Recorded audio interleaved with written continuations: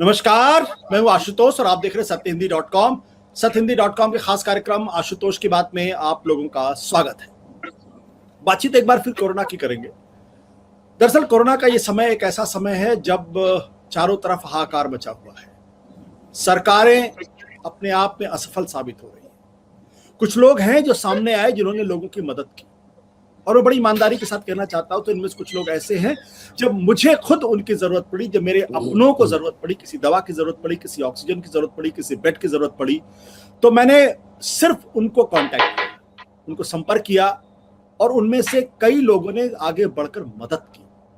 अगर शायद ये मदद समय पर नहीं मिल पाती तो आज वो इस दुनिया में होते या नहीं होते, मैं इस बारे में कुछ नहीं कह सकता। लेकिन हाँ, इस मदद की वजह से उनकी जिंदगी की सांसें जरूर कुछ दिन, कुछ वक्त, कुछ महीने, कुछ साल जरूर बढ़ गई। आज ये लोग मुझे धन्यवाद कहते हैं, लेकिन मैं उन लोगों का धन्यवाद कहता हूं जिन्होंने मेरी बातों को सुना और मेरी बात कह के जिन्होंने मदद की। लेकिन बड़े अफसोस के साथ ये कहना पड़ रहा है कि आज ऐसे कुछ लोगों के खिलाफ पुलिस उनकी जांच पड़ताल कर रही है। दरअसल दिल्ली हाईकोर्ट में एक पिटीशन दाखिल हुई और ये कहा गया है कि कुछ लोग, एक मेडिकल माफिया काम कर रहा है, उनमें कुछ लोगों के नाम डाले गए और कहा गया कि दरअसल इन लोगों के खिलाफ पड़ताल होनी चाहिए कि ये इलीगल तरीके से दवाएं इकट्ठा करके लोगों को देने का काम कर रहे हैं। शायद मैं आपको ज्यादा पहली ना बुझाऊं, मैं इतनी सी बात कहना चाहता हूं। दरअसल मैं बात कर रहा हूं बीएस श्रीनिवास की, मैं बात कर रहा हूं दिलीप पांडे की, मैं बात कर रहा हूं पप्पू यादव की, मैं बात कर रहा हूं दीपेंद्र हुड्डा की, मैं बात कर रहा हूं शलभ बड़ी त्रिपाठी की, मैं बात कर रहा हूं ऐसे बहुत सारे लोगों की जो इस वक्त इस मुश्किल के समय में लोगों की मदद कर रहे हैं। लेकिन अफसोस ये भी है कि जब बी श्रीनिवास जैसे लोगों को पुलिस जांच पड़ताल करती है, उनसे पूछताछ करती है, दिलीप पांडे से पूछताछ करती है, तो मन में कई सवाल खड़े हो जाते हैं कि जब सरकारें साथ नहीं दे रही थी, जब इन लोगों ने आगे बढ़कर समाज की मदद करने की कोशिश की, तो क्या ये लोग अपराध कर रहे थे? और क्या ये महज इसलिए इनके खिलाफ पुलिस जांच हो रही है क्योंकि इन्होंने अपराध किया, या इसलिए हो रही क्योंकि वो दूसरी पार्टी से, विपक्षी पार्टी से जुड़ रहे हैं? और अगर ऐसा है तो क्या ये अपराध है? क्या ये अपराध की श्रेणी में आना चाहिए या नहीं आना चाहिए? बहुत सारे सवाल हैं। मैं ज्यादा बातचीत को लंबा ना करते, सबसे पहले मैं आपको बताना चाहता हूं कि दिलीप पांडे जो आम आदमी पार्टी के हैं, जिन्होंने काफी लोगों की मदद की और इस बीच उनका खुद का परिवार पूरा कोरोना के अंदर परेशान है, वो खुद भी कोरोना पीड़ित हैं, उनसे दिल्ली पुलिस ने पूछताछ की है और उन्होंने अपना बयान दिया है। तो आप देखिए वो ट्वीट जो उन्होंने किया है, उस ट्वीट में उन्होंने कहा है कि अगर इस तरीके से लोगों की मदद करना अपराध है तो मैं अपराधी हूं। इसके बाद उनका एक छोटा सा बयान भी आया है जो मैं चाहता हूं कि हमारे दर्शक उस बयान को सुने और खुद देखें। नमस्कार, मैं दिलीप पांडे, आम आदमी पार्टी से तिमारपुर विधानसभा से विधायक। बड़ा अच्छा एक शेर है कि हम वफा करते रहे, वो जफा करते रहे, अपना अपना फर्ज दोनों अदा करते रहे। माननीय अरविंद केजरीवाल जी के आदेश पर, निर्देश पर सभी विधायक साथी, हम सब लोग अपने को बचाते हुए जब से ये विपदा शुरू हुई है लोगों की मदद करने की कोशिश कर रहे हैं। लेकिन आप सबने देखा नतीजा कि जो व्यवस्था है, जो तंत्र है, ये जो दिल्ली की पुलिस है, उनका क्राइम ब्रांच है, वो इस बात की पड़ताल कर रहा है कि ये मदद हो कैसे पा रही है। हम सब, मेरा खुद का पूरा परिवार कोविड से परेशान रहा, लेकिन क्राइम ब्रांच को ये जानना है कि किसी को दवाई मिल गई अगर दिलीप पांडे के माध्यम से, तो कैसे मिल गई, ये कैसे कोविड से ग्रसित होते हुए भी कोशिश कर पा रहे हैं किसी और की मदद करने की।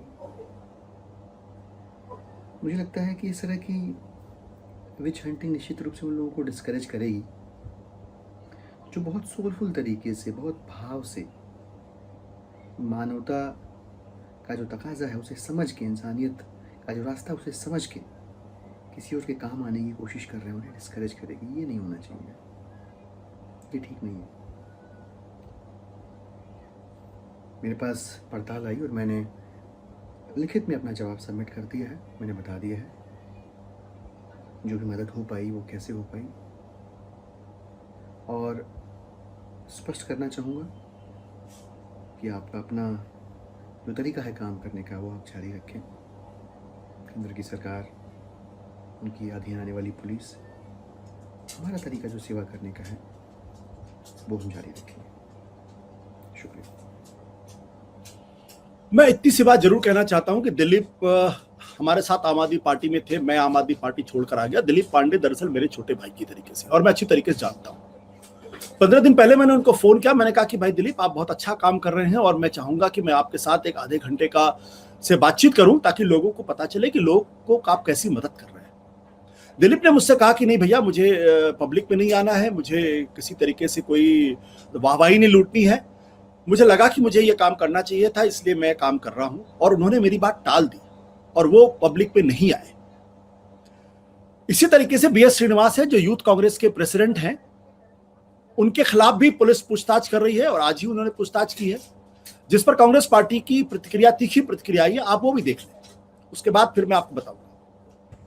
आज इस देश के हर व्यक्ति को निर्णय करना पड़ेगा कि क्या मुसीबत में ऑक्सीजन पहुंचाना अपराध है, क्या रेमडेसिवियर का इंजेक्शन लेने में मरते हुए व्यक्ति की मदद करना अपराध है, क्या दवाई पहुंचाना मरीज तक अब इस देश में अपराध है, क्या बेड और वेंटिलेटर का इंतजाम करना अपराध है, क्या अस्पतालों में जाकर मरीज के जो साथ वाले लोग हैं उनको, एम्बुलेंस ड्राइवरों को खाना पहुंचाना अपराध है। लगता है नरेंद्र मोदी जी ने कहा कि हाँ ये अपराध है। इसीलिए आज भारतीय राष्ट्रीय युवा कांग्रेस के कार्यालय में बी श्रीनिवास जी और युवा कांग्रेस की पूछताछ के लिए दिल्ली पुलिस को अमित शाह जी और नरेंद्र मोदी जी ने भेजा है। क्या इससे भी घृणित और गिरा हुआ कार्य कोई हो सकता है? क्या मदद जो मोदी सरकार नहीं कर रही और कांग्रेस और युवा कांग्रेस कर रही है, वो अब पाप है? शर्म करिए मोदी जी, शर्म करिए। आपकी सरकार को चुल्लू भर पानी में डूबकर मर जाना चाहिए। युवा कांग्रेस और कांग्रेस सोनिया गांधी जी और राहुल गांधी जी के मार्गदर्शन में इसी प्रकार सेवा करती रहेगी। हमें हथकड़ियां लगाइए, हमें जेल में डालिए, पर ऑक्सीजन दिलवाने, रेमडेसिवियर का इंजेक्शन दिलवाने, वेंटिलेटर और बेड दिलवाने, भोजन दिलवाने और कोरोना मरीजों की मदद करने से युवा कांग्रेस और कांग्रेस के साथियों को आप कभी नहीं रोक पाएंगे। ये हमारा संकल्प भी है और हमारा दृढ़ निश्चय भी। धन्यवाद। जय हिंद। मैं इतनी सी बात जरूर कहना चाहूंगा कि जो पॉलिटिक्स है उसको आप किनारे कर दी, जो रणदीप सुरजेवाला ने बोला है। लेकिन मैं एक बात और कहना चाहता हूं कि दरअसल मेरे एक साथी को कल प्लाज्मा की जरूरत थी और मैंने ट्वीट किया। मैंने ट्वीट करके हुए पूरा एड्रेस, पता, फोन नंबर लिखा और उसमें मैंने बीएस श्रीनिवास को टैग किया। आप यकीन करिए कि 2 घंटे के बाद मेरे पास मैसेज आ गया कि नहीं भाई साहब, आप परेशान मत होइए, आपको प्लाज्मा मिल जाएगा, आपके साथी को मिल गया। फिर मैंने वहां क्रॉस चेक किया। क्रॉस चेक करने के बाद पता चला कि जो अटेंडेंट थे उनके पास फोन आ गया था और देर शाम तक उनको प्लाज्मा मिल गया। अब इसको आप किस नजरिए से देखेंगे? क्या ये हम विश्वास सरकार पे कर सकते हैं? तो और मैं इसके साथ साथ ये भी जोड़ना चाहता हूं, हमारे पुराने साथी हैं शलभ मणि त्रिपाठी, जो इस वक्त उत्तर प्रदेश के अंदर योगी जी के मीडिया सलाहकार हैं। कई बार ऐसा हुआ कि मुझे जरूरत पड़ी, मैंने उनको फोन किया, मैंने उनसे बातचीत की और उन्होंने फौरन कहा नहीं भाई साहब हो जाएगा, आप चिंता मत करिए। उन्होंने मदद की। मैं सरकारी रास्ते से नहीं गया, मैं उनके पास गया क्योंकि मुझे मालूम था सरकारी रास्ते जाता तो शायद लंबा होता। लेकिन एक चीज और जो तकलीफ वाली बात है, शाहिद सिद्दीकी जो कई राजनीतिक दलों में आ चुके हैं, उनकी पत्नी को रेमडेसिविर की जरूरत थी। ईद के दिन आप वो ट्वीट देखिए जो उन्होंने ट्वीट किया है। ईद के दिन उनके घर पुलिस पहुंच गई और पूछने के लिए कि भाई आपको ये जो रेमडेसिविर का इंजेक्शन है, 2 इंजेक्शन कहां से मिला, आपको किसने दिया, कहां से लेके आए। वो लिखते हैं, on the day of Eid an inspector from crime branch came to inquire how I got 2 injections of remdesivir from Priyanka Gandhi and Mukesh Sharma MLA for my wife. They are wasting taxpayers' money inquiring how someone helped, not why people are dying because of death of medicine and oxygen. ये बहुत तकलीफ वाली बात मुझे व्यक्तिगत तौर पर लगती है, लेकिन मैं अपनी तकलीफ को किनारे रख देता हूं। मैं चाहता हूं कि इस पर बहस होनी चाहिए कि क्या सरकारी तंत्र से अलग अगर लोग आगे बढ़कर मदद कर रहे हैं तो क्या यह अपराध है? क्या हाईकोर्ट को इस मामले की जांच पड़ताल करनी चाहिए, या ऐसे लोगों को जो आगे बढ़ के काम कर रहे हैं, लोगों की जान बचाने पिछले 1 साल से, उन्हें हमें तारीफ करनी चाहिए। इस मसले हमारे साथ कुछ बड़े प्रबुद्ध लोग हैं। हमारे साथ है उत्तर प्रदेश के पूर्व डीजीपी विक्रम सिंह साहब, हमारे साथ है पूर्व आईपीएस अधिकारी यशोवर्धन आजाद साहब, हमारे साथ है सुप्रीम कोर्ट के वकील विकास गुप्ता जी, हमारे साथ है सीएनबीसी आवाज के पूर्व संपादक और देश के चंद बेहद प्रबुद्ध पत्रकारों में से एक आलोक जोशी, हमारे साथ है भारतीय जनता पार्टी के प्रवक्ता अश्विनी साही साहब। आप लोग का बहुत बहुत स्वागत है। विक्रम सिंह साहब, सबसे पहले मैं आपसे करना चाहिए, ये जो बातें आपने देखी, क्या आपको लगता है कि इस तरीके से जो लोग आगे बढ़ के मदद कर रहे हैं इस अनप्रेसिडेंटेड क्राइसिस में, क्या वो अपराध कर रहे हैं और क्या पुलिस को उनसे इसी तरीके से पूछताछ करनी चाहिए? आशुतोष जी, सभी विद्वान पैनलिस्ट को नमस्कार। हम सब जो पैनल में बैठे हैं, आप लोग बहुत ऊंचे ओहदे पर हैं, आप लोग यथा सामर्थ्य यथाशक्ति तो प्रयास कर ही रहे हैं, लेकिन हम लोग जो सीनियर सिटीजन जिनका कहीं भी कोई किसी पॉलिटिकल पार्टी से नहीं जुड़े हैं, 24 घंटे में कम से कम 20 फोन हम लोगों के पास भी आते हैं और यथा सामर्थ्य यथाशक्ति हम लोग भी प्रयास करते हैं, बेड मिल जाए, दवा मिल जाए, संसाधन मिल जाए, ऑक्सीजन मिल जाए, डॉक्टर मिल जाए। लेकिन कानून की परिधि में, कानून की भिन्नता के कारण, कानून की परिधि के रहते हुए हम ये मदद करते हैं। एक बहुत अच्छा एक वो चल रहा है कोट व्हाट्सएप में, अगर आपको अपने बारे में कोई गलत फहमी है तो एक रेमडेसिविर की सुई, एक ऑक्सीजन का सिलेंडर, ये बेड निकाल दीजिए आईसीयू की, आपको अपनी औकात मालूम पड़ जाएगी। हालात ये है कि इससे ज्यादा डिस्टर्ब और खराब समय मैंने अपने जीवन में नहीं देखा। सुना था कि जब स्पेनिश फ्लू आया था तब हुआ था, मैंने अपने जीवन में नहीं देखा। मदद करना तो स्वाभाविक है, कोई मदद मांगे आधी रात को भी और मदद ना करे वो नहीं है, लेकिन मेरा मदद का पक्षधर मैं भी हूं, लेकिन कानून की परिधि में रहते हुए। इसमें आप 3 कानून के अगर आप थोड़ा सा जिज्ञासा अगर उसकी अपनी पूरी कर लें, जी, prevention of black marketing and maintenance of supply of essential drugs, drugs and cosmetics act, disaster management act, epidemic disease act. मदद करने में कोई गुरेज नहीं, हम सबको करना ही चाहिए, लेकिन ये देखने की जो प्रिस्क्रिप्शन ड्रग है वो डॉक्टर के जरिए दिलवाया, मैंने भी दिलवाया, लेकिन डॉक्टर के जरिए, मैंने खुद अपने हाथ से किसी को नहीं दिया है। ऑक्सीजन दिलवाई है, लेकिन जो ऑथराइज्ड ऑफिस थे उनके जरिए दिलवाया है। अपने घर में मैंने कभी एक सिलेंडर भी नहीं रखा। तीसरी चीज, अगर अस्पताल में बेड चाहिए तो मैंने अपने कॉन्टैक्ट से, जैसे आप सभी करते होंगे, अपने कॉन्टैक्ट से निवेदन किया। कभी हो जाता है, कभी नहीं होता है, जो हो जाए तो बहुत अच्छा, नहीं हो पाए तो आशुतोष जी को नहीं, मदद हो लेकिन कानून की परिधि में रहते हुए। और पुलिस को भी मैंने इसके पहले भी कहा था, जब लेबर जा रहा था महाराष्ट्र गुजरात से उत्तर प्रदेश, हमने कहा 188 मत लगाइए, ये इनकी मजबूरी है, इनके ऊपर 188, तो लोगों ने इसको हंसी में टाल दिया। अंततोगत्वा आधी से ज्यादा हाई कोर्ट्स ने और सुप्रीम कोर्ट ने कहा 188 के केसेस जो मजदूरों पे लाखों की संख्या में लगे वो वापस लिए जाएं। मेरा परामर्श है कि दिलीप जी जल्दी ठीक हो, उनका परिवार जल्दी ठीक हो, लेकिन मदद कानून की परिधि में रहते हुए। और अगर कहीं 19-20 अगर हो भी गया है, ये गलती को मैं त्रुटि नहीं कहूंगा, गुड फेथ में की गई है।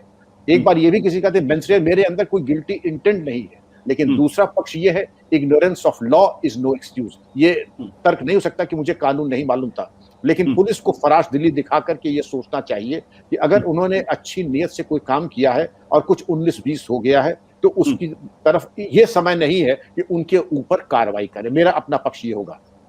ठीक है। यशोधर आजाद जी, आपका भी बड़ा लंबा समय पुलिस में बीता है।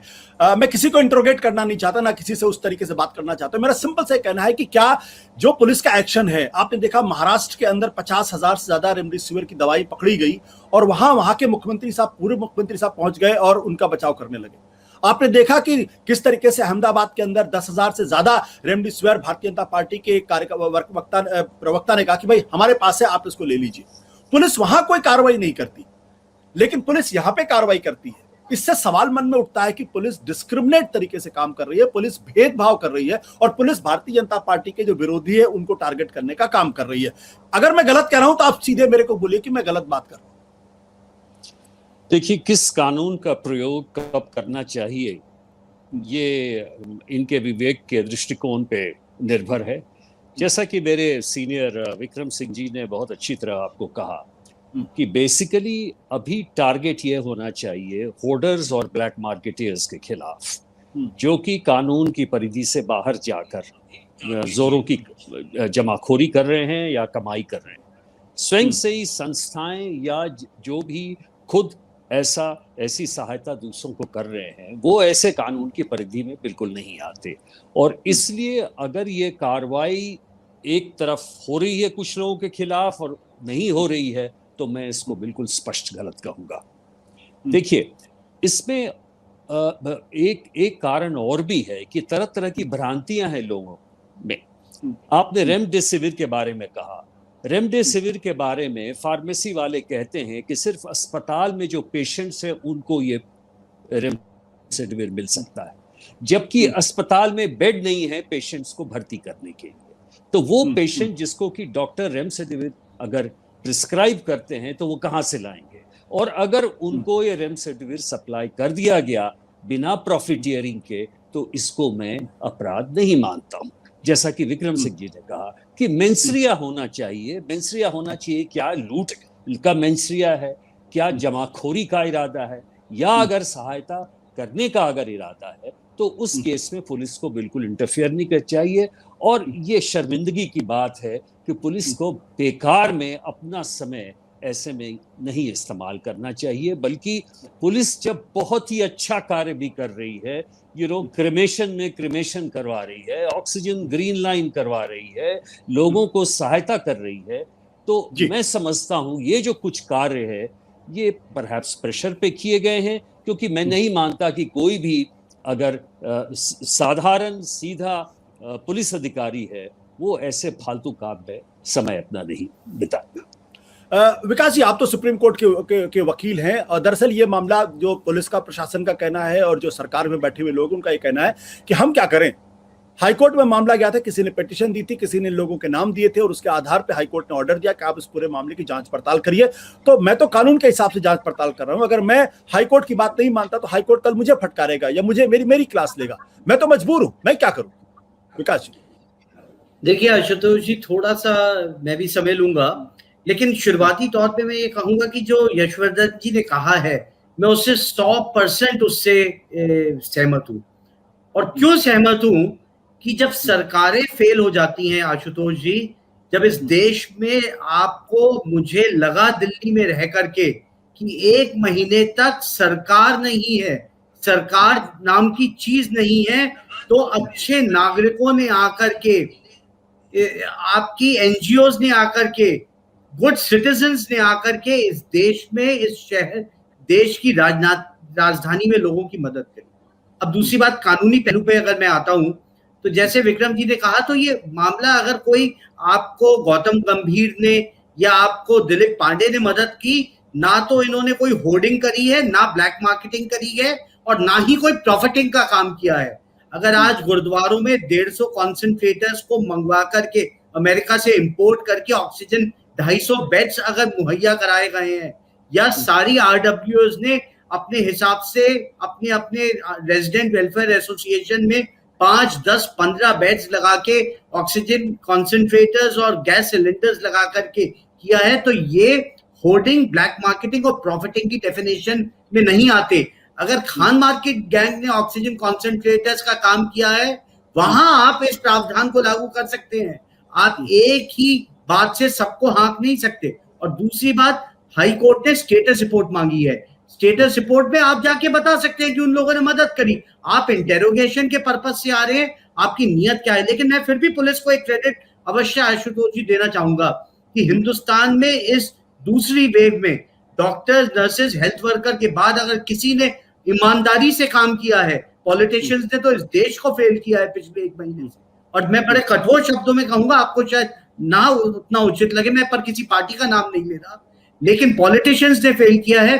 पुलिस कर्मियों ने बहुत अच्छा काम किया है और वो सराहनीय के पात्र हैं। उन्होंने क्रिमेशन से लेकर के, ट्रैफिक मैनेजमेंट से लेकर के, कर्फ्यू के टाइम में आम जनता जो मेडिकल इमरजेंसी के लिए जा रही थी, उनको किसी एक को भी तंग नहीं किया। और अगर आज हेल्थ वर्कर्स, डॉक्टर, नर्सेस के बाद कोई सर्वश्रेष्ठ काम करके किसी ने किया है तो पुलिस ने किया है। तो मैं benefit of doubt Delhi police को भी दूंगा। अगर आप प्रेशर, पॉलिटिकल प्रेशर से आप इन्वेस्टिगेशन करेंगे तो मैं दिल्ली पुलिस को उतना दोषी नहीं मानूंगा। लेकिन जहां तक सवाल उठता है कि क्या ये इंडिविजुअल्स या समाज सेवी संस्थाएं जो which rose to the occasion, समय की मांग ही ऐसी थी कि आप एड़ियां घिस जाते, लेकिन आपको ना दवाई थी, ना ऑक्सीजन था, ना हॉस्पिटल बेड था। ऐसे समय में आप मुझे बताइए, क्या इंसान कानून की जी मैंने किसी को दवाई दिलवा दी, वो इस प्रिस्क्रिप्शन आया है या आएगा या 2 घंटे बाद आएगा, इन अगर बारीकियों को अगर देखने लगते तो जो दिल्ली में 500-700 लोग मरे हैं वो कई हजारों में मरते। मैं आपको ये कहना चाहता हूं कि इन्हीं स्वयंसेवी संस्थाओं और अच्छे लोगों, अच्छे नागरिकों की वजह से दिल्ली के कर्व को, ग्राफ को नीचे लाया गया और दिल्ली की जनता को भी एक बहुत धन्यवाद देना पड़ेगा कि जहां सरकारें फेल हो गई वहां जनता ने अपना संयम दिखाया, बल दिखाया और खुद सेल्फ उन्होंने आइसोलेशन की। बिल्कुल। अश्विनी जी, मैं अभी जो बात अभी विक्रम सिंह जी कर रहे थे, यशोधर आजाद जी कर रहे थे, कम से कम मेरे पास तो इस बात का उदाहरण है कि जब मैंने कहा कि भाई हमारे किसी पेशेंट को, फला पेशेंट है, उनको ऑक्सीजन की जरूरत है या फिर रेमडेसिविर की जरूरत है, उन्होंने पहला सवाल मुझसे पूछा कि आपके पास डॉक्टर का प्रिस्क्रिप्शन है? और जब मैंने डॉक्टर का प्रिस्क्रिप्शन दिया उसके बाद ही उन्होंने उसके आधार पर रेमडेसिविर जो दवा थी वो अवेलेबल कराई। और ये बड़ी काबिले तारीफ की बात है। मैं फिर रिपीट करता हूं कि हमारे एक दोस्त को 2 घंटे के अंदर जरूरत थी और श्रीनिवास ने 2 घंटे के अंदर वो अवेलेबल करा दी। ये बहुत बड़ी बात है। आप उस परिवार से पूछे जिसके परिवार को मिल गया, उसका रेमडेसिविर का असर होता है नहीं असर होता है एक अलग मसला है, लेकिन ऐसा लगता है जैसे आपकी सरकार विपक्ष के लोगों को जानबूझकर टारगेट कर रही है, क्योंकि वो उनके अच्छा काम करने से सरकार जो है उनकी छवि पर असर पड़ रहा है। क्या कारण है कि जो अहमदाबाद में जिन लोगों ने 10,000 से ज्यादा रेमडेसिविर इकट्ठा किया उनके खिलाफ कोई कार्रवाई नहीं की, लेकिन इन लोगों के खिलाफ कार्रवाई हो रही है? क्यों ना कहा जाए कि टारगेट करके आप लोग उनको डिस्क्रेडिट कर रहे हैं? अश्विनी जी।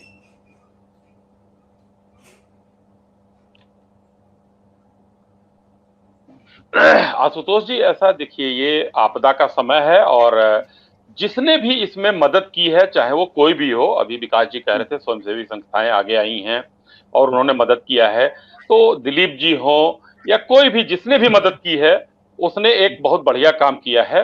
मैं ये नहीं कहता हूं कि सरकार फेल हो गई थी, लेकिन विकास जी मैं आपको ये जरूर बताना चाहूंगा कि 1918 के बाद ये आपदा, जैसा कि अभी विक्रम सिंह साहब ने कहा था कि स्पेनिश फ्लू के बाद ये आपदा आई, तो अचानक आपदा आने पर बहुत बढ़िया सिस्टम भरभरा जाता है वो। लेकिन हिंदुस्तान ने ये बहुत बड़ी चीज है कि 135 करोड़ देश वासियों के होने के नाते समय रहते सारी चीजों पर, जो ऑक्सीजन की डिमांड पर ही मामला था, अस्पताल पर था, वो सही हो गया।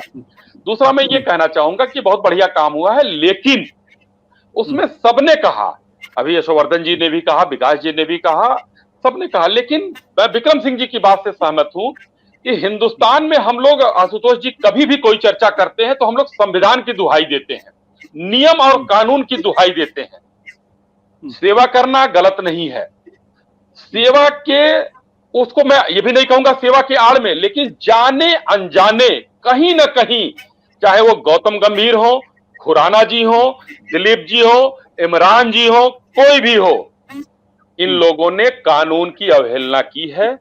इन्होंने कि दूसरे को सेवा देने के लिए, सेवा भाव के कारण, ये कहीं ना कहीं कानून की परिधि, कानून का इन्होंने उल्लंघन किया है। क्यों किया है? अगर ऐसा होता आशुतोष जी, रेमडेसिविर हो या कोई भी चीज हो, तो दवा के लिए उसको ड्रग लाइसेंस नहीं लेना पड़ता, ऐसे खुली बाजार में मिल जाता।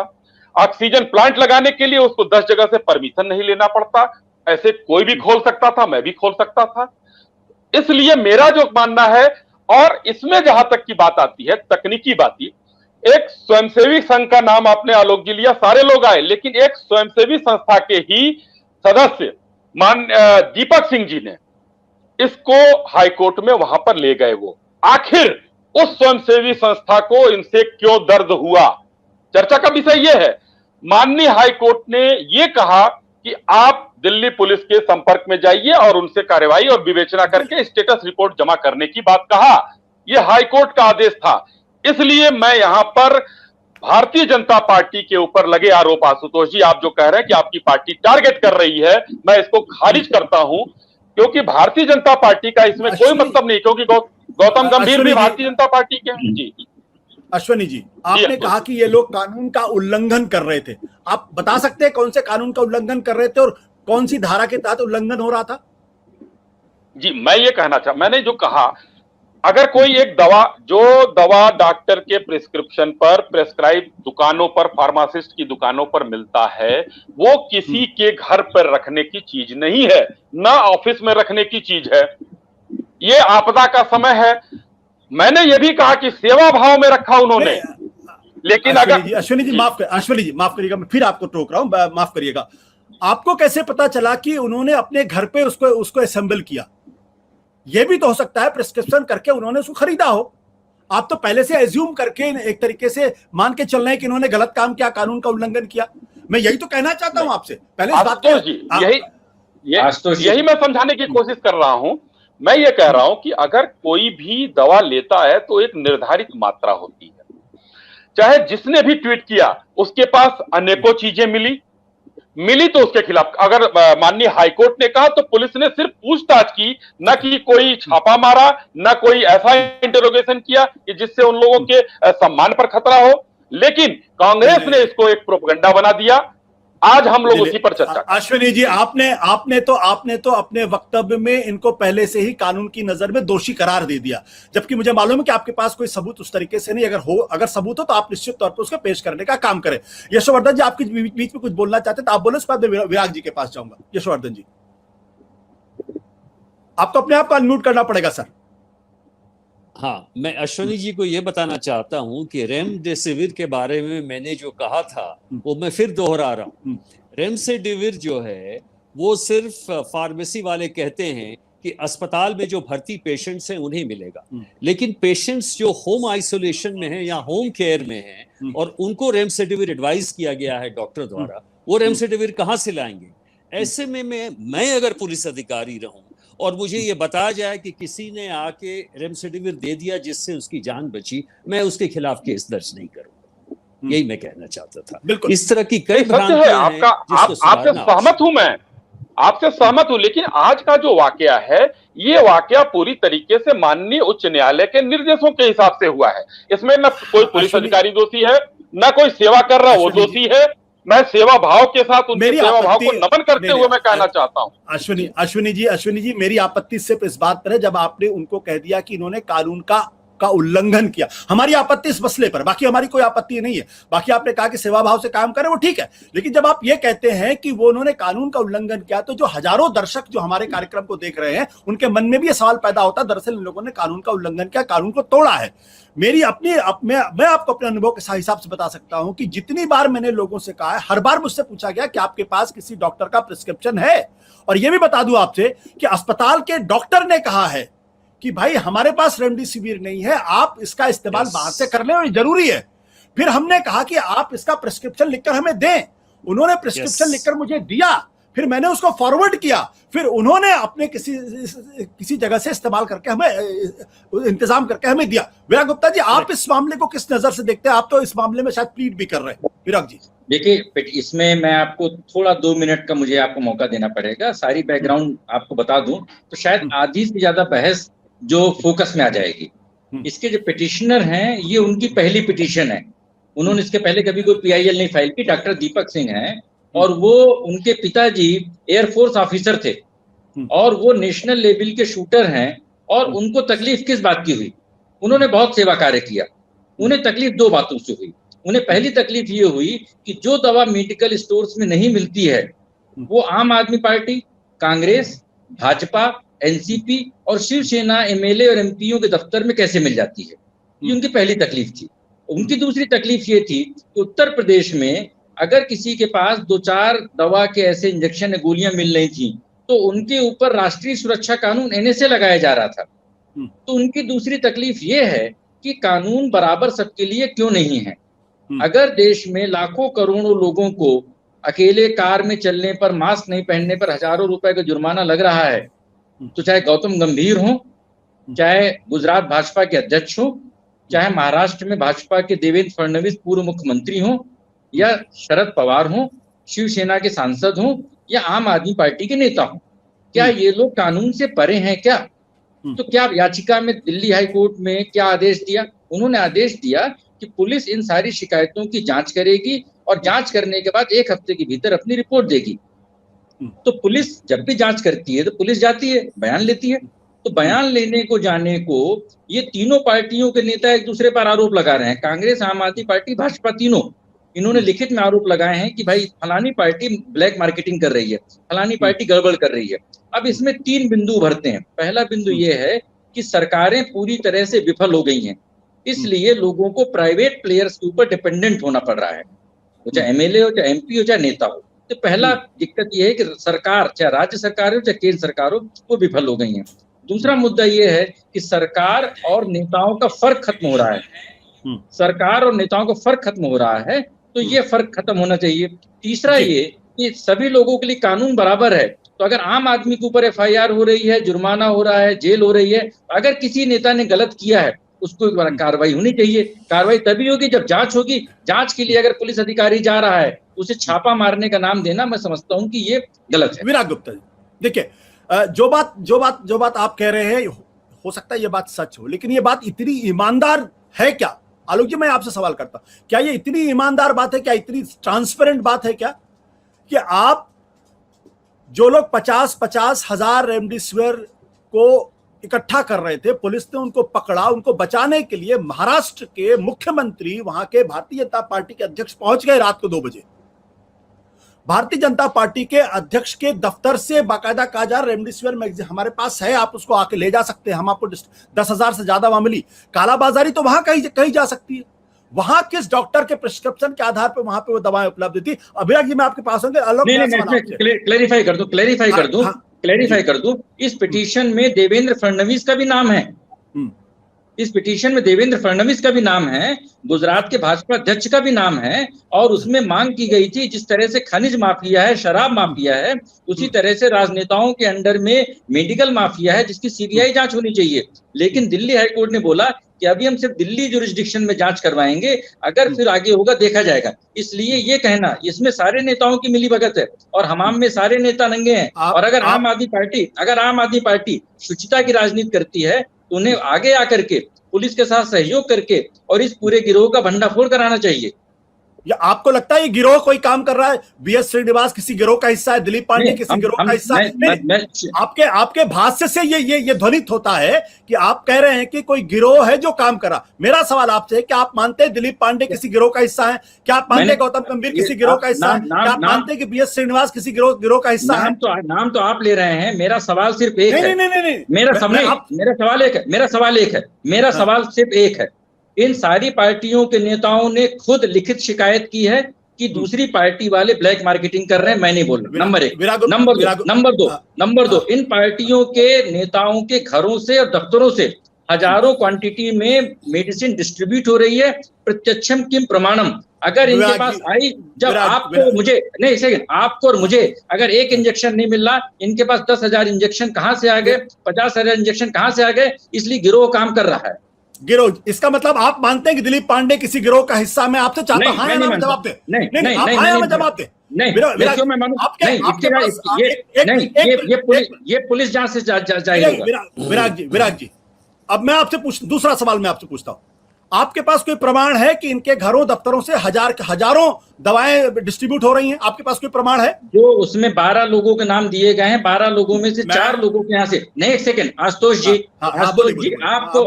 आपको पुलिस और अदालत बनने का हक नहीं है, ना मुझे है ना आपको है। मैंने आपसे छोटा मुझे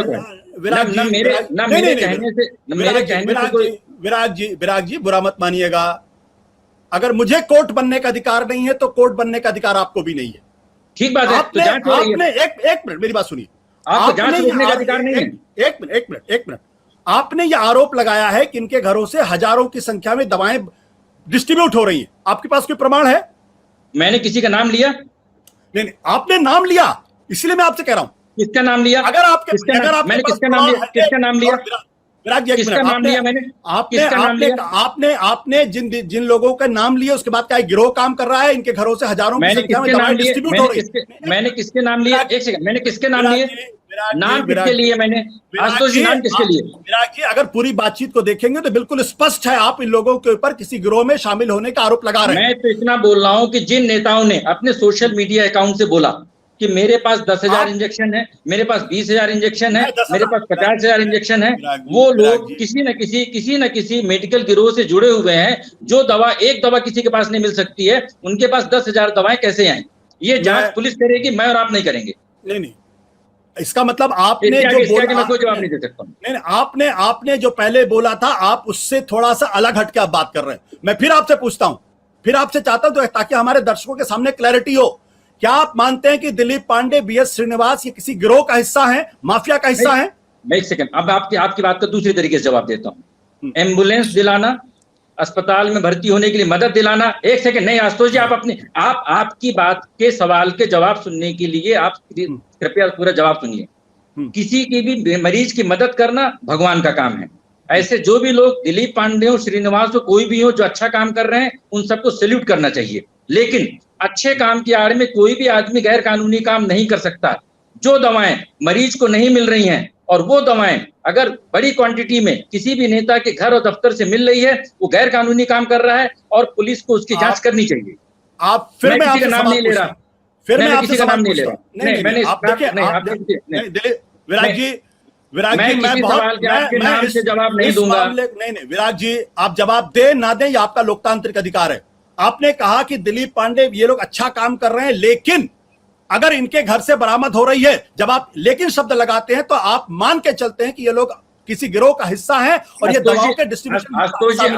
फिर चाहता हूं आपसे, विराग जी आप मेरे अच्छे मित्र हैं, अच्छे मित्र हैं, या मित्रता का प्रश्न नहीं उठता। लेकिन आपके साथ समस्या क्या है? आप समस्या क्या है? एक सेकंड आप देखिए, ये मेरी बात सुनिए। नहीं, मैं आपकी बात पूरी सुन रहा हूं। आप एक कानून और गवर्नेंस के मुद्दे को व्यक्तियों पर सीमित करना चाह रहे हैं, ये आपकी समस्या है। मैं इसको एक बड़े बड़े लेवल पे देख रहा हूं कि पूरे भारत में मैंने आपको बोला 2 मुद्दे हैं। पहला मुद्दा यह है कि नेताओं और सरकार का फर्क खत्म हो रहा है, सरकार विफल हो रही है, चाहे महाराष्ट्र में हो, चाहे गुजरात में हो, चाहे मध्य प्रदेश में हो, चाहे दिल्ली में। नंबर 1। नंबर 2, कानून के सामने सभी लोग बराबर हैं, आम आदमी के ऊपर जो कार्रवाई होगी वही नेता पर होगी। नंबर 3, सही कौन है गलत कौन है इस बात का पुलिस जांच से फैसला होगा, लेकिन पुलिस की इंक्वायरी से कोई गलत नहीं हो जाता, कोई सही नहीं हो जाता है। इसलिए हाईकोर्ट के आदेश के अनुसार इंक्वायरी होने दीजिए। अगर गलत होगा तो बात खत्म हो जाएगी, अगर सही होगा उनको दंडित करना चाहिए। फिर मैं चाहूंगा कि आप हमारे दर्शकों के लिए स्पष्ट करें। फिर मैं चाहूंगा, मैं दोबारा चाहता हूं ताकि इस पर कंफ्यूजन नहीं होना चाहिए। क्या आप मानते हैं कि दिलीप पांडे, वीएस श्रीनिवास ये किसी गिरोह का हिस्सा है और इनके घरों से हजारों की संख्या में दवाएं बरामद हुई है? आप स्पष्ट कर दें इसको। मेरे मानने या मानने से, एक सेकंड, मेरे मानने या मानने से कुछ नहीं होता है। किसी के पास 10 दवाएं बरामद हुई हैं, 10,000, उन्हें इस बात का स्पष्टीकरण, एक सेकंड आशुतोष जी, उन्हें इस बात का स्पष्टीकरण दे देना चाहिए कि मैंने इतनी दवाएं बांटी हैं, यहां से लाई हैं, इन लोगों को दी हैं। विराग जी, आप हमारे चैनल पे आके बहुत ही एक प्लेन शब्दों में लोगों को आपने कहा, एक तरीके से आपने कह दिया कि ये लोग किसी गिरोह का हिस्सा है। खैर आपका अधिकार है, आपका अधिकार है, आप वकील हैं, सुप्रीम कोर्ट के वकील हैं, जाहिर सी बात है आप अपने को हैंडल नहीं करना जानते हैं।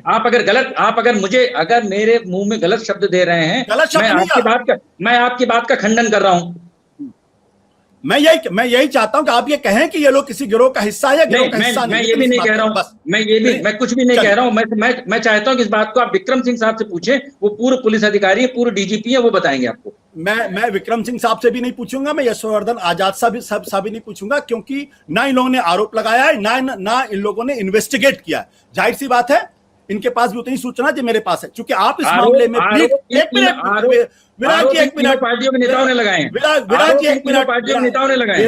विराग जी, आप सुप्रीम कोर्ट के वकील हैं, आप प्लीड कर रहे हैं। अगर आप प्लीड कर रहे हैं तो आपके पास सबूत होना चाहिए। अगर आपके पास सबूत नहीं है तो आपके किसी के ऊपर आरोप लगाने का अधिकार नहीं है। आलोक जी आप बताइए। आलोक अपने को अनम्यूट करिए। आलोक अपने को अनम्यूट करिए आप। हाँ माफ कीजिए, वो बीच में म्यूट कर लिया था। ये किस्सा 2-3 स्तर पर है। एक सवाल जो विराग गुप्ता उठा रहे हैं, मुझे उस सवाल के उठने में कोई समस्या नहीं दिखती है कि एक दीपक सिंह साहब हैं जिनके मन में ये विचार आया कि भाई ऐसा 4 इंजेक्शन मेरे पास मिलेगा तो मैं पकड़ा जाऊंगा, और ऐसे हजारों इंजेक्शन लेके अलग अलग पार्टी के नेता बांट रहे हैं। ये बांट रहे हैं कि नहीं, ये भी दीपक सिंह ने नहीं देखा। उन्होंने 3-4 नेताओं के बयान कोलेट किए जो एक दूसरे पर आरोप लगा रहे थे कि भाई ये कालाबाजारी कर रहे हैं, इन्होंने जमा कर रखा है और ये बांट रहे हैं या बेच रहे हैं, ये अब एक अलग प्रश्न है। इनमें से जो मुफ्त में बांट रहे होंगे उनको हम दानवीर मानेंगे और उनको हम समाज सेवी मानेंगे। जो इसकी आड़ में पीछे गोदाम खोल के कालाबाजारी कर रहे होंगे उनको जाहिर है ब्लैक मार्केटर माना जाएगा, उनको समाज का अपराधी माना जाएगा। टेक्निकली हो सकता है कि बी श्रीनिवास, दिलीप पांडे, या मैं तो कहता हूं कपिल मिश्रा या शलभमणि त्रिपाठी, ये भी टेक्निकली इसके होर्डिंग करने के अपराधी हो सकते हैं। संभव है कि वो बिना प्रिस्क्रिप्शन के भी किसी को दे दें। मैं इसमें देखिए आज की तारीख में आपातकाल में बहुत सारे नियम कायदे शिथिल किए जाते हैं। उस वक्त मनुष्य कानून से ही चलेगा तो फिर बहुत सारी जान नहीं बच पाएंगी। तो इसलिए मैं तो माफ करिएगा, मैं आपको बीच में टोक रहा हूँ। आलोक जी, मैं आपके बीच में टोक रहा हूँ। आप हमारे मित्र हैं। क्या इस तरीके का आरोप बिना सबूत के आधार पे किसी के ऊपर लगाया जाना चाहिए? अगर सबूत नहीं है तो क्या ये लगाना गलत है या गलत नहीं? मैंने जितनी विराग गुप्ता की बात सुनी वो मैं अब उस पर बताऊं। विराग गुप्ता ने बहुत पॉइंटेड बात कही कि इन पार्टियों के नेता ने एक दूसरे पर आरोप लगाए हैं। अब पुलिस और वो अदालत ने आदेश दे दिया कि जांच करिए, तो पुलिस का फर्ज बनता है कि वो जांच करे। इसमें मुझे कोई समस्या नहीं दिख रही है। जो आरोप लगा रहा है सीधे सीधे उससे जरूर ये पूछा जाना चाहिए कि भाई तुम जो आरोप लगा रहे हो तुम किस बुनियाद पे लगा रहे हो।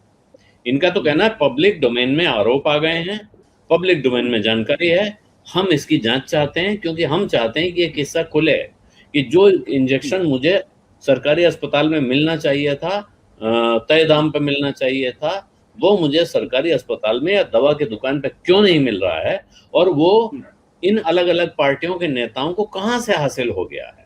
ये कौन सा विलक्षण चमत्कार है जो इन लोगों के लिए चैनल खोल देता है कि ये हजारों की संख्या में इंजेक्शन ला सकते हैं, ये विज्ञापन दे सकते हैं अपने ट्विटर पर कि आइए मेरे दफ्तर और यहाँ से ले जाइए, और मैं भटक रहा हूँ पूरे शहर में अपना पर्चा लेके हर दुकान पे।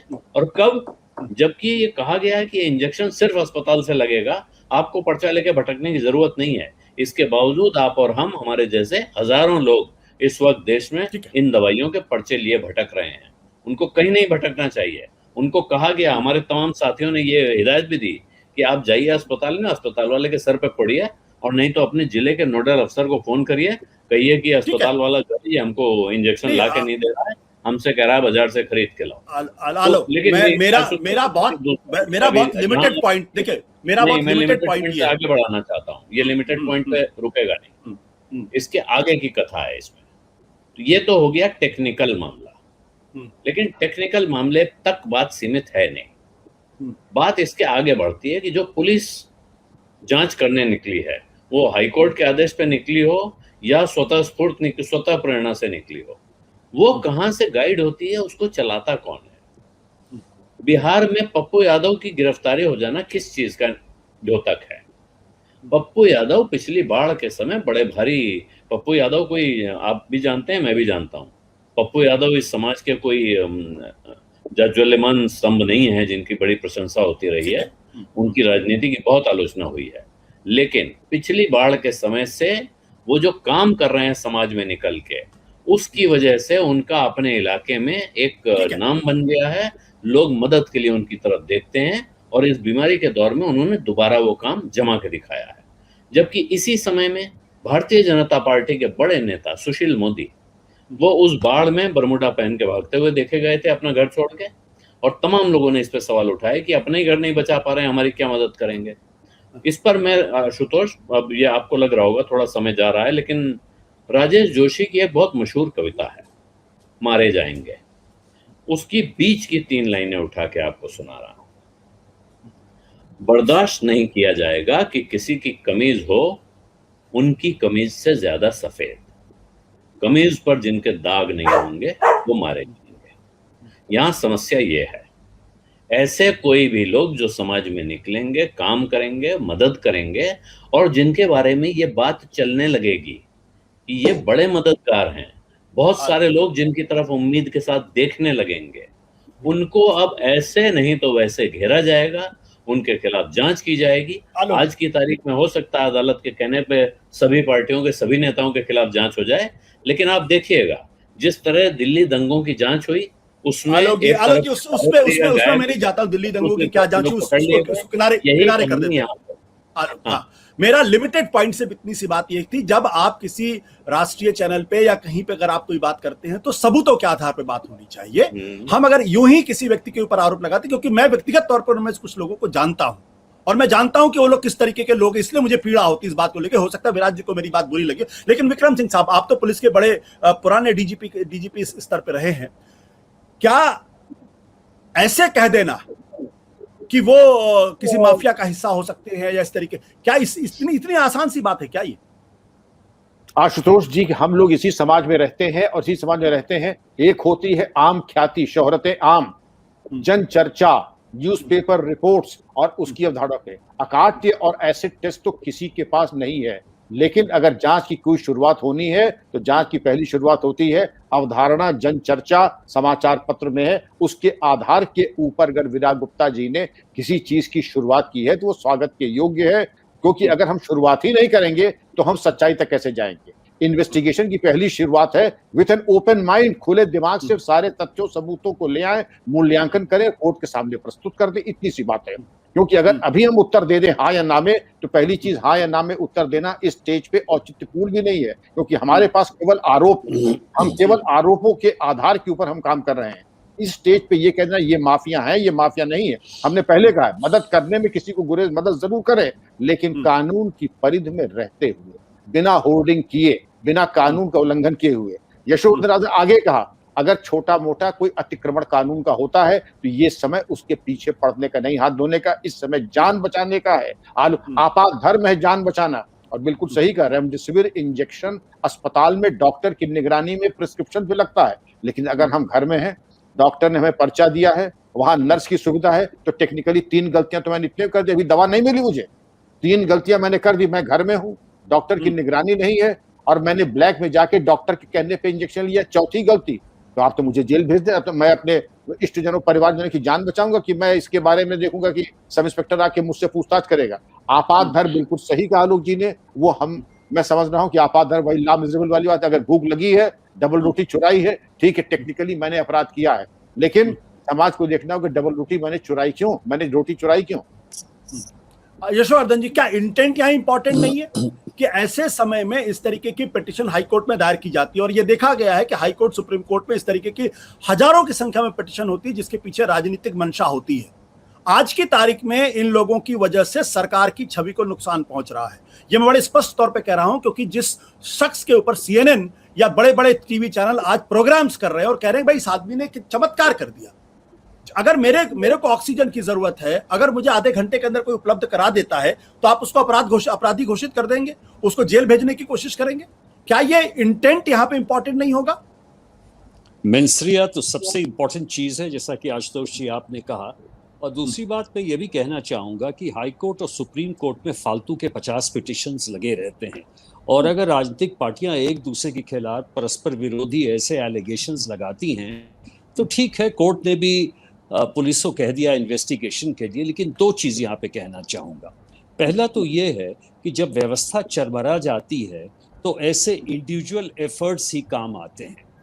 दूसरी बात ये है कि जनप्रतिनिधियों के पास सारे व्यक्ति जाते हैं कि मुझे इंजेक्शन नहीं मिल रहा, मुझे ये नहीं मिल रहा, मुझे वो नहीं मिल रहा, और इसलिए जनप्रतिनिधि भी एक स्पेशल डिस्पेंशन के बतौर ये चीज़ करना चाहते हैं। ये हमारी व्यवस्था की बुराई है, इसका दोष है, इसको आप माने या नहीं माने। दूसरी बात जो ये कहना चाहूँगा, जो मैं फिर से कहूँगा, कि ब्लैक मार्केटियर और होर्डर का जो मंशा होती है वो एक अलग होती है, चिन्हित होती है, और जो लोग इसे लोगों को दे रहे हैं वो एक दूसरी चीज़ है।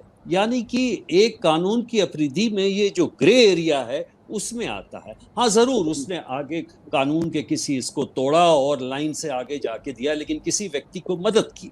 लेकिन एक दूसरा व्यक्ति है जिसे नॉर्मल केस में ये सप्लाई नहीं मिल रही है, तो ये हमारी व्यवस्था का दोष है और इसमें हम कुछ नहीं कर सकते हैं। लेकिन ये मैं जरूर कहूंगा कि दिल्ली पुलिस के लिए बिल्कुल आसान है ये पता लगाना कि कौन ब्लैक मार्केटिंग और होर्डिंग कर रहा है खान मार्केट वाले केस में और कौन इसको नहीं कर रहा है। लेकिन हाँ, टेक्निकल वायलेशन हुआ है, तो मैं अगर पुलिस अफसर रहूंगा तो मैं बिल्कुल कोई केस रजिस्टर नहीं करूंगा आपदा के समय में, जैसा कि विक्रम सिंह जी ने कहा।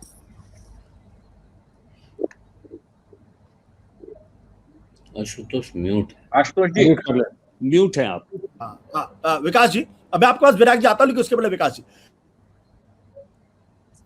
एक बहुत बड़ी लड़ाई जो है वो, माफ करिएगा, कोर्ट में आजकल बहुत सारी लड़ाई जो है वो राजनीतिक लड़ाई होती है।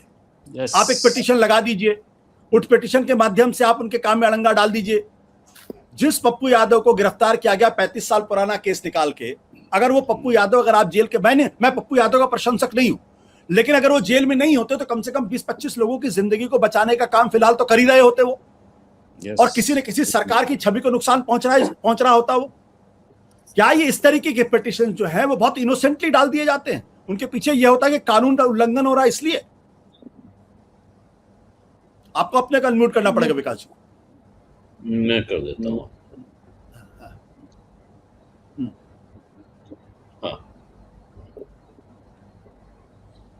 अपने को अनम्यूट करना पड़ेगा विकास जी आपको। नहीं, अब आपको खुद ही करना पड़ेगा।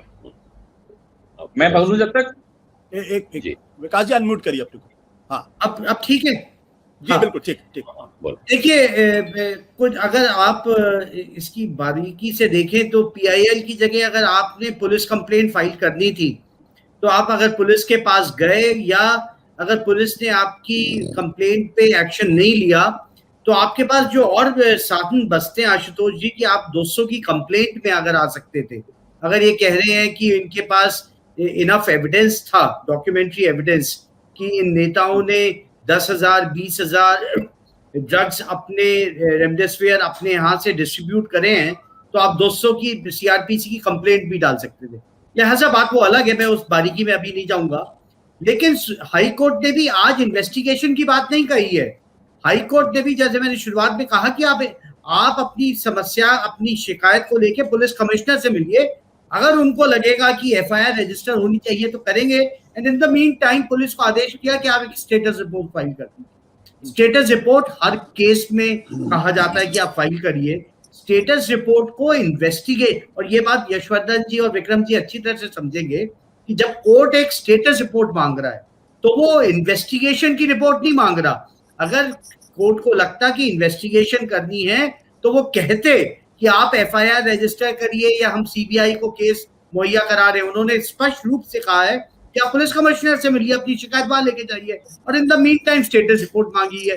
और स्टेटस रिपोर्ट को अगर इन्वेस्टिगेशन में कन्वर्ट पुलिस कर रही है, मैंने जबकि आपको कहा बेनिफिट ऑफ डाउट मैं दिल्ली पुलिस को अवश्य दूंगा और उनके कार्य को सराहूंगा भी। क्या इसके पीछे कोई पॉलिटिकल प्रेशर है? ये आप और हम आज के विवेक में अच्छी तरह से समझ रहे हैं। जब देश के नागरिक, जब सरकारें फेल होती हैं तो नागरिक ही खड़े होकर के उस देश को बचाने की हिम्मत रखते हैं। विकास जी, मैं दिल्ली पुलिस की भूमिका के बारे में बहुत सारी इंफॉर्मेशन दे सकता हूं, लेकिन मैं उस भूमिका में नहीं जाना चाहता हूं, क्योंकि उसके आधार में बहुत कुछ स्पष्ट हो जाएगा कि दरअसल ये इन्वेस्टिगेशन या स्टेटस रिपोर्ट है, इसका अंत होगा क्या। उसमें नहीं जाऊंगा, फिर कभी इस पर चर्चा। विराग जी, आप कुछ इंटरवीन करना चाहते हैं? देखिए, मुझे नहीं मालूम है कि आपने पिटीशन पढ़ी है कि नहीं पढ़ी है। तो मेरा पहला निवेदन ये है कि कानूनी मसलों पे जब भी हम बात करें तो फैक्चुअल बात करें। तो उस पिटीशन में जब बार बार पॉलिटिकल मोटिवेटेड की बात आ रही है, पिटीशन का एनेक्शर आप देखिए, देश की सारी पॉलिटिकल पार्टीज के नेताओं का नाम लिखा है। आम आदमी पार्टी, भाजपा, कांग्रेस, एनसीपी, शिवसेना। इसलिए एजम्पशन के बेसिस पे इसको आप पॉलिटिकली मोटिवेटेड कृपया मत कहिए, ये फैक्चुअली इनकरेक्ट है। दूसरा, अगर दिल्ली हाई कोर्ट ने बोला है कि स्टेटस रिपोर्ट फाइल करें, स्टेटस रिपोर्ट के हवा से फाइल हो जाएगी, बगैर पूछताछ किए फाइल हो जाएगी। अगर कोई पुलिस ऑफिसर किसी से पूछताछ करने गया है, उसको छापेमारी का नाम, अपराध का नाम, ये नाम कौन दे रहा है? ये खुद नेता हीरो बनने के लिए अपने आप को दे रहे हैं। मैं एक ग्रेसम्स लॉ बोलता हूँ, आलोक जी इकोनॉमिक्स के बहुत बड़े एक्सपर्ट हैं। ग्रेसम्स लॉ ये होता है कि जो खोटे सिक्के होते हैं अच्छे सिक्कों को प्रचलन से बाहर कर देते हैं। तो आपको मालूम है कि 90% नेता शराब और रुपया बांट करके चुनाव जीतते हैं, और चुनाव जीतने के बाद जब सरकार विफल हो जाती है तो दवा ये बांट करके हीरो बनने की कोशिश करते हैं। 10% जो अच्छे नेता हैं, वो चाहे दिलीप पांडे हो, चाहे श्रीनिवास हो या XYZ हो, अगर वो अच्छे हैं, वो पुलिस के हाथ मजबूत करें। और जो 90% जो दागी नेता हैं, जो अपराधी नेता हैं, जो इस आड़ में ब्लैक मार्केटिंग कर रहे हैं, होर्डिंग कर रहे हैं, उनको पकड़वाएं, ये उनकी ऑब्लिगेशन है। और मैं फिर बता दूं कि ये रिकॉर्ड में है, ये पिटीशन के रिकॉर्ड में है कि कांग्रेस, भाजपा और आम आदमी पार्टी तीनों ने आरोप लगाए थे, और तीनों पार्टियों के नेताओं के सोशल मीडिया की पोस्ट है जो एविडेंस है। हमें कुछ भी टिप्पणी नहीं करना चाहिए, कानूनी टेक्निकल चीजों पे नहीं जाना चाहिए। प्रश्न सिर्फ एक है, एक देश एक कानून।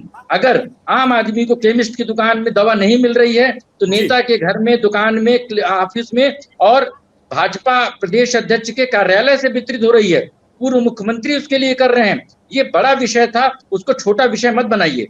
ये बड़ा विषय बिल्कुल नहीं था, और मैं आपके सामने और आपके मुंह पे ये बात है, बिल्कुल बड़ा विषय नहीं है। बड़ा विषय आज की तारीख इस देश के अंदर है, क्या सरकार असफल हो गई या सफल नहीं हुई। बड़ा विषय ये है कि फार्मेसी की दुकान पर दवाएं उपलब्ध क्यों नहीं है, इसके लिए जिम्मेदार कौन है। बड़ा विषय यह है कि अस्पतालों के अंदर ऑक्सीजन क्यों उपलब्ध नहीं। बड़ा विषय यह है कि अस्पतालों के अंदर डॉक्टर क्यों नहीं है। बड़ा विषय यह है कि जो पिछले 1 साल के अंदर जो ऑक्सीजन का इस्तेमाल होना चाहिए था अस्पताल में, वो बड़ा विषय वो नहीं जो आप कह रहे हैं। और बता दूं, जब आप एक कानून की बात करते हो, इसी दिल्ली शहर के अंदर जवाहरलाल नेहरू विश्वविद्यालय के अंदर जिन लोगों ने छात्रों को जाके पीटा, उनके चेहरे लोगों के सामने उपलब्ध हैं और दिल्ली पुलिस ने आज तक उनमें से किसी को गिरफ्तार नहीं किया। बड़ा विषय ये है। तो ये कहना बहुत आसान होता है क्योंकि आप वकील हैं, आप अच्छा तर्क दे सकते हैं, लेकिन कभी कभी हमें बड़ी तस्वीर भी देखनी चाहिए। और बड़ी तस्वीर यह है कि अगर अस्पतालों में अगर डॉक्टर उपलब्ध हो, ऑक्सीजन उपलब्ध हो, कंसंट्रेटर उपलब्ध हो, रेमडेसिविर उपलब्ध हो, वेंटिलेटर उपलब्ध हो और आईसीयू उपलब्ध हो, तो किसी भी आदमी को दिलीप पांडे और श्रीनिवास बनने की जरूरत नहीं पड़ेगी। शायद हम और आप इस बारे में जब सोचेंगे तब हमें लगेगा कि ये लोग समाज में बचाने का काम कर रहे हैं। इनको जो लोग कोर्ट में कचहरी में घसीटने का काम कर रहे हैं, दरअसल वो अपराध कर रहे हैं। नमस्कार, धन्यवाद, शुक्रिया।